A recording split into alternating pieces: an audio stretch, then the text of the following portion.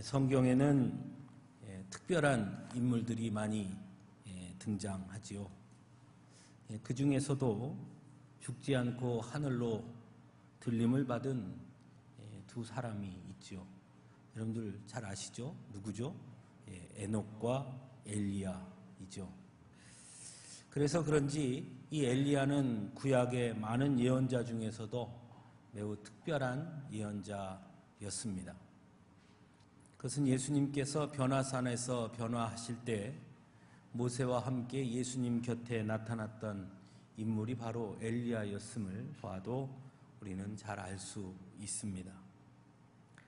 우리가 오늘 읽은 이 본문은 엘리야의 마지막 사역을 우리에게 소개하고 있습니다. 우리가 잘 아는 것처럼 엘리야 하면 떠오르는 왕이 있죠. 누구죠?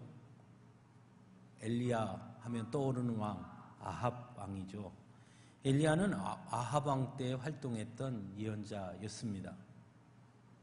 아합 왕 시대는 정치적으로나 경제적으로 북이스라엘이 매우 왕성했던 시기였습니다.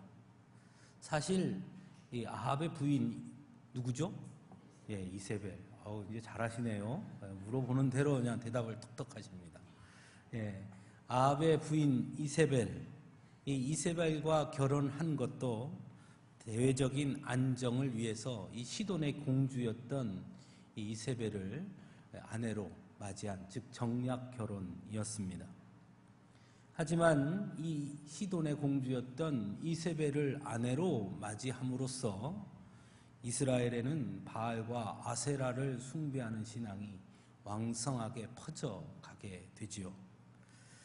즉 율법 중심의 여호와 신앙이 와해되고 물질 숭배에 근거한 바알 신앙과 아세라 신앙이 점차 이스라엘을 장악하게 됨으로써 사회적으로는 매우 풍성하고 융성한 시대였으나 영적으로는 매우 타락한 시기일 수밖에 없었습니다.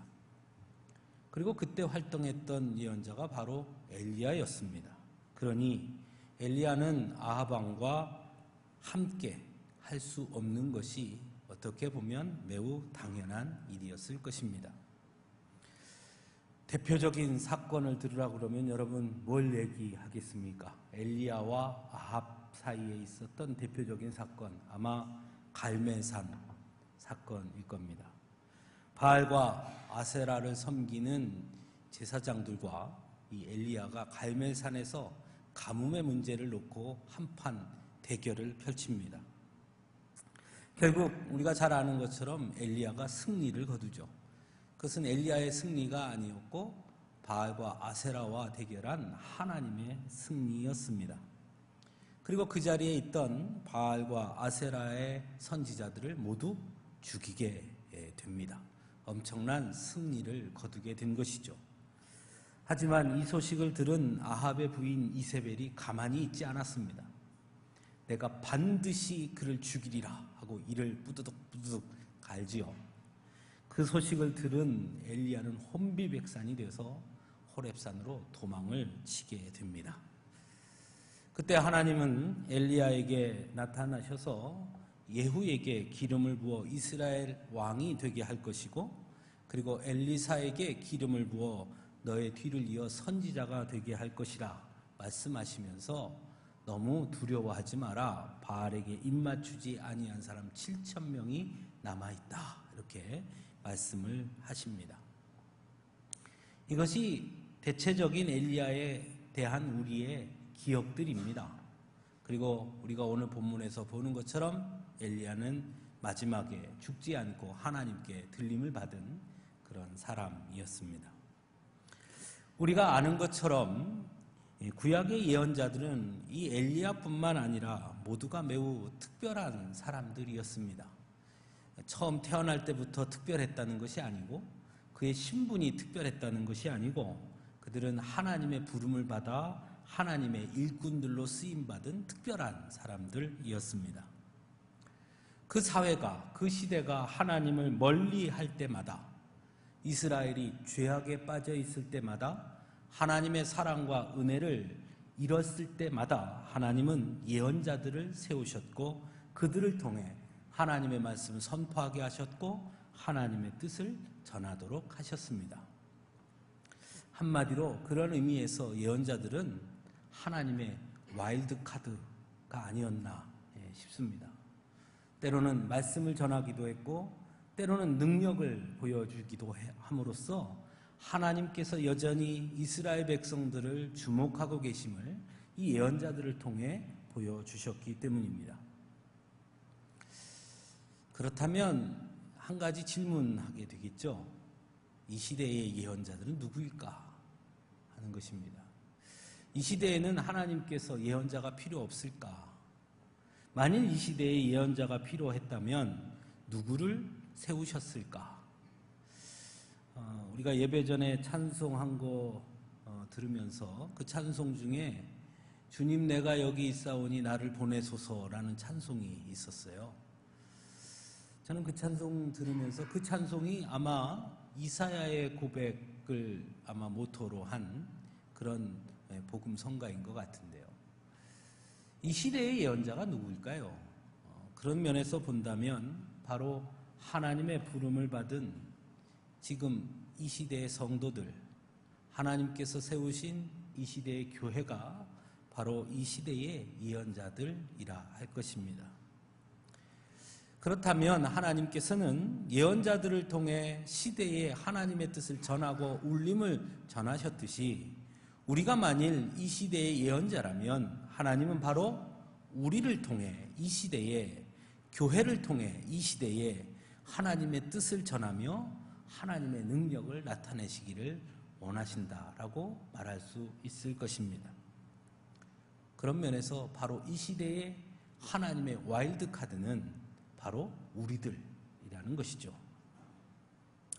그런 면에서 본다면 저는 오늘 본문에서 엘리야 이후에 엘리야의 사역을 이어받아 놀라운 사역을 감당했던 엘리사를 좀 더 주의 깊게 보아야 한다라고 생각해 봅니다.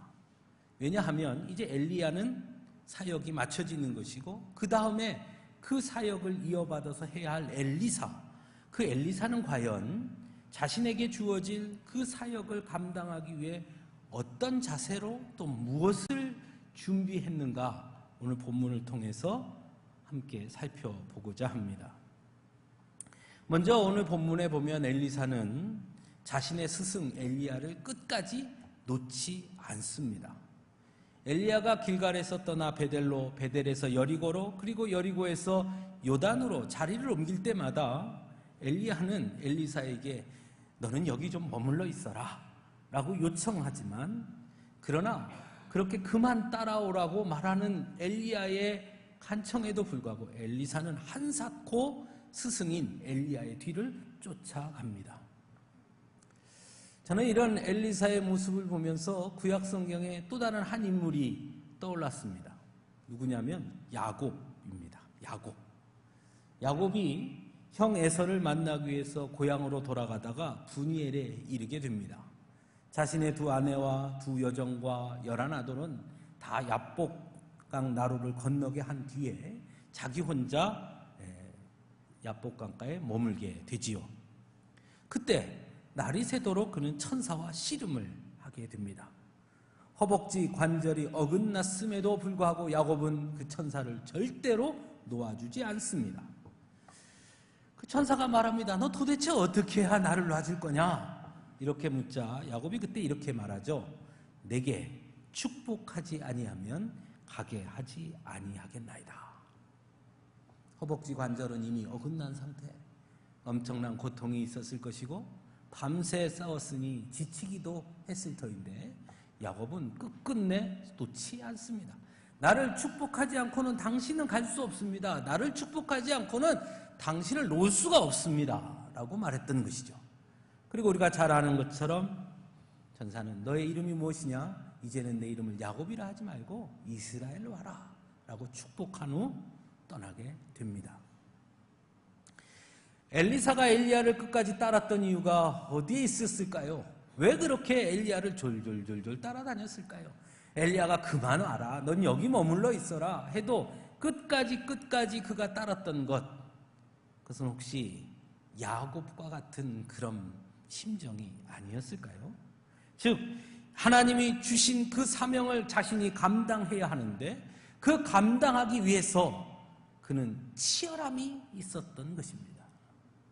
스승님, 내게 그 사역을, 그 사명을 감당할 수 있는 길을 가르쳐주지 않고는 나는 절대로 스승의 곁을 떠날 수 없습니다. 천사를 놓지 않았던 야곱처럼 엘리사 역시 끝까지 엘리야를 놔주지 않았던 것입니다. 계속해서 쫓아갑니다. 그가 여리고로 가면 여리고로 따라갔고, 요단으로 가면 요단으로 따라갔고, 베델로 가면 베델로 따라갔습니다. 주변의 사람들이 말합니다. 아이, 이제 스승님이 하늘로 갈 것을 당신 모르십니까? 나 알아. 그런데 입 다물고 있어. 나는 절대로 놔줄 수가 없어. 끝까지 쫓아갑니다. 엘리사에게 엘리야가 스승이었다면 여러분에게는 누가 스승입니까? 설마 이 중에 저라고 생각하는 분은 없으시죠? 우리의 스승은 누구이죠? 끝까지 우리가 놓지 말아야 할 스승, 바로 예수님입니다. 우리 또한 끝까지 예수님을 놓지 말아야 합니다. 적어도 우리가 이 시대를 위해서 하나님이 세우신 이 시대의 와일드카드, 이 시대의 예언자라면, 그래서 우리에게 주신 그 사명을 감당하고자 원한다면 엘리사가 엘리야를 끝까지 따라갔던 것처럼 우리 또한 우리의 스승인 예수님을 끝까지 따라갈 수 있어야 하는 것입니다. 예수님을 따라가지 않고는, 예수님을 따라가는 그 열정이 없이는 결코 그 사명을 감당할 수 없을 것입니다. 물론 예수님을 끝까지 따라간다는 것이 결코 쉬운 일은 아닙니다. 엘리사가 엘리야를 따라갈 때에도 다른 제자들은 이제 그만하라고 만류했던 것처럼 이 세상 사람들은 우리에게 이제 좀 웬만큼 좀 하지, 적당히 좀 하지 라고 말하기도 할 것입니다. 어쩌면 우리끼리 안에서도 이 정도면 됐지 않아? 그만하면 됐지 라고 말할지도 모릅니다. 하지만 그럼에도 불구하고 예수님을 따라가는 것을 결코 멈춰서는 안 되는 것입니다. 예수님도 예수님을 따라가는 길이 결코 쉽지 않을 것이라고 분명히 말씀하셨습니다. 그래서 좁은 길이라고도 말씀하셨고 그 좁은 길을 따르는 작도 적을 것이라고 분명히 말씀하셨습니다. 하지만 진정으로 예수님이 주신 사명을 감당하기 원한다면 그 길이 좁은 길이라도 모두가 만류한다 하더라도 끝까지 예수님을 따르지 않고는 그 사명을 감당할 수 없다는 것입니다. 엘리사가 끝까지 엘리야를 따라갔던 것처럼 말입니다. 사랑하는 성도 여러분, 여러분은 이 시대를 위한 하나님의 와일드카드로 부름을 받았습니다. 하나님의 사명자들로 하나님은 여러분들을 택하셨습니다. 그러므로 우리는 그 사명을 감당해야 합니다. 그리고 그 사명을 감당하기 위해서는 우리의 스승이신 예수님을 끝까지 따라야 합니다. 하지만 지금 우리의 모습은 어떠한지 한번 돌아봅시다. 예수님을 따르겠다고 처음 결단했을 때 그 열정과 치열함이 여전히 우리의 가슴을 뜨겁게 하고 있습니까? 누가 만류하기 이전에 혹 우리 스스로 이 정도면 됐지, 그만해도 되지 않을까 하는 마음을 갖고 있지는 않습니까? 또는 이제는 내 힘으로도 충분하다고 생각하고 있지는 않습니까? 또는 이제는 그만하고 싶다, 그렇게 생각하고 있지는 않습니까? 사도 바울은 디모데후서 4장 7절에서 8절에 여러분들 잘 아는 말씀인데요. 나는 선한 싸움을 싸우고 나의 달려갈 길을 마치고 믿음을 지켰으니 이제 후로는 나를 위하여 의의 면류관이 예비되었으므로 주 곧 의로우신 재판장이 그날에 내게 주실 것이다 라고 고백합니다. 저는 이 말씀을 볼 때마다 소름이 끼칩니다. 우리가 달려갈 길, 즉 하나님께서 우리에게 주신 사명의 길의 마침에는 결코 이만하면, 이 정도면 여기까지가 없다는 것이에요. 마칠 때까지 가야 한다는 것입니다. 고린도전서 1장 4절에서 2절에 사람이 마땅히 우리를 그리스도의 일꾼이요 하나님의 비밀을 맡은 자로 여길지어다. 그리고 맡은 자들에게 구할 것은 충성이니라 말씀합니다. 하나님이 주신 사명을 감당하는 것, 그것은 여기까지 이만하면이 없습니다. 끝까지 그 사명을 감당해야 합니다. 그래서 예수님을 따르지 않고는 그 사명을 감당할 수 없습니다. 그래서 예수님을 따라가는 열정과 치열함이 없이는 결코 예수님이 우리에게, 하나님이 우리에게 부여해 주신 그 사명을 감당할 수 없는 것입니다. 그러므로 예수님을 따라가는 그 열정과 치열함이 결코 소멸되거나 약해지지 않도록 해야 하는 것입니다. 지금 우리는 어떠합니까? 과연 우리에게 그 열정이 여전히 살아 있다고 말할 수 있겠습니까? 주를 따라가는 그 치열함이, 그 열정이 오늘도 나의 행동을 지배하고 있습니까? 주님이 주신 사명을 마침내 감당하고야 말겠다는 그 열정과 그 뜨거움이 여전히 우리에게 남아 있습니까?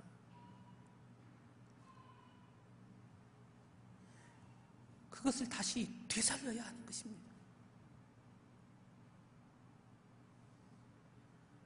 하나님께서 교회를 이 땅에 세우셨을 때 교회에 주신 사명이 있습니다. 과연 우리의 교회들이 그 주신 사명을 감당하기 위한 치열함이 과연 있느냐는 것이죠. 그 열정이 우리에게 있느냐는 것입니다. 적당하게 세상과 타협하고 적당하게 내 삶과 타협하고 적당하게 오늘의 현실과 타협하면서 그냥 그렇게 저렇게 흘러가고 있지는 않느냐는 것입니다. 스승인 엘리야가 하나님의 들림을 받아 떠난다는 걸 알았지만 엘리사는 결코 엘리야를 놓지 않았습니다. 엘리야가 내가 네게 무엇을 해줄까? 그 질문을 할 때까지 결코 엘리야를 놓지 않습니다. 남들은 이제 다 끝났으니 이제 그만 선생을 좀 놔주시오 해도 엘리사는 놓지 않습니다. 여러분, 우리는 지금 엘리사의 모습으로 있습니까? 아니면 다른 제자들의 모습으로 있습니까?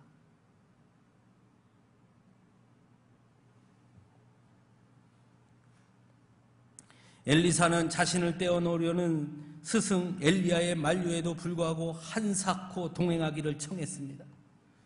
그만오라 하더라도 여호와께서 살아계심과 당신의 영혼이 살아있음을 두고 맹세하노니 내가 당신을 떠나지 않겠습니다 라고 분명하게 자기의 의견을 말합니다. 자신의 동행을 막으려는 제자들에게도 너희는 잠잠하라 라고 말합니다. 그래서 자신의 스승 엘리야가 베델에서 여리고로, 여리고에서 요단으로 장소를 옮겨갈 때에도 그는 결코 변하지 않았습니다. 오늘 본문에 보면 똑같은 장면이 계속해서 등장합니다. 장소만 바뀔 뿐. 엘리야는 앞에서도 언급한 것처럼 당대 최고의 예언자였습니다. 그런 엘리야가 떠난다는 것은 남아있는 자들에게는 엄청난 위기감으로 다가왔을 것입니다. 엘리야가 떠나면 도대체 어떻게 되는 거야?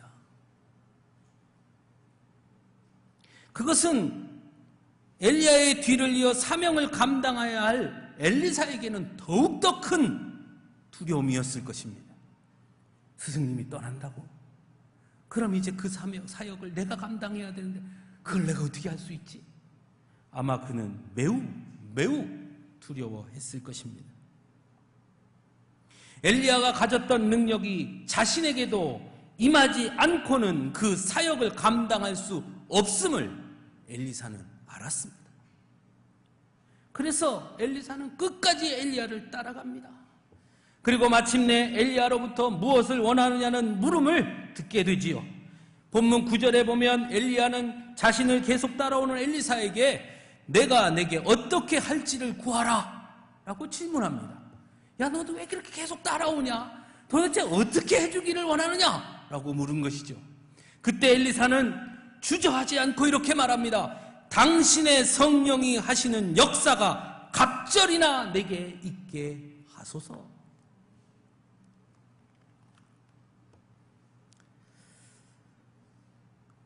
왜 엘리사는 자신의 스승 엘리야보다 갑절의 능력을 받기를 원했을까요? 이왕이면 내가 우리 스승보다 더 대단한 사람이 되고 싶습니다. 그랬을까요? 그는 왜 엘리야 자기 스승에게 당신이 받았던 그 성령의 능력보다 내게는 갑절의 능력을 주십시오라고 원했을까요? 엘리사는 자신이 자신의 스승 엘리야보다 부족하다는 걸 알았기 때문입니다. 선생님이 갖고 있는 능력만으로는 나는 감히 그 일을 할 수가 없습니다.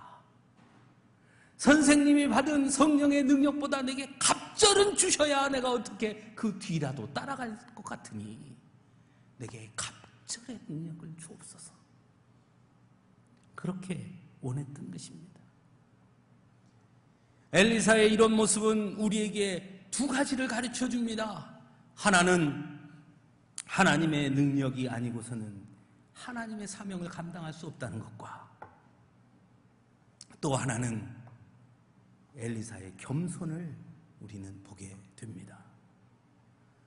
많은 사람들이 하나님이 주신 사명을 감당함에 있어 나 같은 사람이 어떻게 그 일을 합니까? 나는 능력이 없어서 안 됩니다. 나는 배운 게 없습니다. 나는 찬양을 못합니다. 나는 가난합니다. 나는 한 번도 해본 적이 없습니다. 그러니 나는 못하겠습니다 하며 자신의 능력을 내세워 머뭇거리는 경우가 있음을 참 많이 보게 됩니다. 하지만 우리는 오늘 엘리사를 통해서 깨닫게 됩니다. 뭘 깨닫습니까? 그러면 그럴수록 더욱더 하나님의 큰 능력을 구하라는 것입니다. 엘리야보다 내가 부족합니다. 그러니 내게 갑절의 능력을 주시옵소서 구하라는 것입니다. 난 배운 게 없습니다. 가난합니다. 능력이 없습니다. 나 같은 사람이 어떻게 합니까? 맞습니다. 그러면 그럴수록 하나님의 능력을 구하라는 것입니다. 왜냐하면 하나님이 주신 사명은 결코 내 힘, 내 능력으로 감당하는 것이 아니기 때문이지요. 비록 내 힘, 내 능력이 부족하지만 하나님이 주시는 능력으로 감당하는 것 아닙니까? 그러면 내 능력이 부족한 사람은 뭐 해야 되겠습니까? 하나님의 능력을 구해야 하는 것입니다. 하나님의 능력도 구하지 않으며 여전히 내 능력을 내세우면서 나는 못합니다 하는 것은 하나님의 능력을 믿지 못하는 것입니다. 하나님이 주신 사명을 나의 힘으로 하려고 하는 것과 같은 것입니다. 예수님께서는 마가복음 9장 23절에 이렇게 말씀합니다. 할 수 있거든이 무슨 말이냐? 그 다음 뭐죠? 그 다음 뭡니까? 믿는 자에게는 능히 하지 못할 일이 없느니라. 아멘. 믿는 자에게는 능히 하지 못할 일이 없느니라. 왜냐? 믿는 자에게는 하나님이 능력을 주시니까요. 하나님의 사명을 감당해야 하는 자들, 하나님의 부름을 받은 자들은 그러므로 안 됩니다, 못합니다, 능력이 없습니다, 나 같은 게, 그런 말 할 수가 없는 겁니다. 그러면 그럴수록 맞습니다, 저는 못하지만 하나님의 능력 의지해서 감당하겠습니다 하는 것이죠. 사랑하는 성도 여러분, 우리는 모두 하나님의 부르심을 받은 자들입니다. 물론 개인적인 능력의 차이는 있을 것입니다. 어쩌면 그런 개인의 능력이 하나님의 사명을 감당하는데 좀 더 수월하게 할 수 있도록 도움을 준다고 생각할지도 모릅니다. 때로는 개인의 능력이 부족해 하나님이 주신 사명을 감당하는데 어려움이 있다고 생각할 때도 있습니다. 어쩌면 우리 모두가 그렇게 생각하고 있는지도 모릅니다. 하지만 성경은 우리에게 그것은 틀렸다라고 말합니다. 개인의 능력은 하나님의 사명을 감당하는데 주가 아닙니다. 하나님의 사명을 감당하는데 주는 하나님이 주시는 능력인 것입니다. 혹여나 남들보다 더 우월한 재능이 있다고 하더라도 그 재능을 믿고 하나님이 주시는 능력을 구하지 않는다면 그것은 겉으로는 하나님의 사명을 감당하는 것처럼 보이나 결국은 나를 드러내는 행위일 수밖에 없고 결국 교만의 올무에 갇혀버릴 수밖에 없다는 것을 알아야 합니다.